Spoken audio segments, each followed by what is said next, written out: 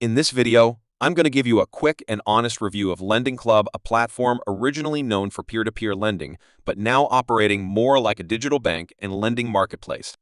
If you're wondering whether LendingClub is worth considering in 2025, we'll walk through what it does well, what to watch out for, and whether it might be right for you. First, the positives. LendingClub offers a streamlined online application process for personal loans, debt consolidation, and refinancing. Many users report fast approval and fund transfers, and the platform has strong brand recognition in the fintech space.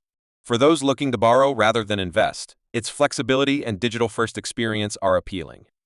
Now, it gets important. The platform's investment side has changed considerably. In its earlier form, LendingClub allowed investors to fund individual loans via notes, giving investors the direct loan exposure. However, that model has been scaled back and the investor note marketplace is no longer the same, meaning if you're coming in expecting classic peer-to-peer loan investing, you'll find fewer options. One review summary lists several risk factors for the investing model: default risk, liquidity risk, the platform's marketplace risk, inflation risk, and the fact that returns may depend on a large number of small loans to spread risk. Because of this, the investment case has become more complicated, especially for smaller investors or those hoping for hands-on loan selection. Here are some of the main drawbacks to be aware of. Liquidity is limited. Many of the older loans are longer term, and selling early may be difficult or yield less than you expected. Default risk is real. Individuals borrowing via LendingClub may default, and while the platform assesses credit, there's no guarantee. Diversification matters more than ever. If you hold a small number of loans, the impact of defaulted loans may be large. Tax treatment: gains may be taxed as ordinary income rather than long-term capital gains, making it less tax efficient than some other vehicles. The fee structure and marketplace dynamics have changed, so past returns may not match future expectations. So, who is LendingClub best suited for?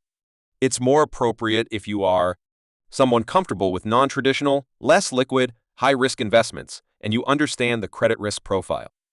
An investor with enough capital to diversify across many loans, spreading risk rather than backing a handful. A borrowing customer looking for a digital personal loan with decent speed and convenience, however, that's different from the investing side. On the other hand, if you prefer high liquidity, simple index funding, minimal default risk, or purely passive investments, then LendingClub's investing model may feel too complex or risky. Being taxed at favorable long-term rates or using more mainstream investment vehicles, you may want simpler alternatives. My verdict: LendingClub is a legitimate and interesting platform with a strong digital lending model. But as an investment vehicle, its suitability depends heavily on your risk tolerance, time horizon, and capital size. If you're willing to accept credit risk, less liquidity, and want a non-traditional investment in the lending space, it could have a place. But if you're looking for a low-hassle, highly liquid, low-risk investment option, you might be better off sticking with more conventional platforms. Let me know in the comments if you've tried LendingClub either as an investor or borrower, or are considering it. If this review helped you out, make sure to like, share, and subscribe to my channel for more honest and easy-to-understand reviews of investment platforms and financial tools.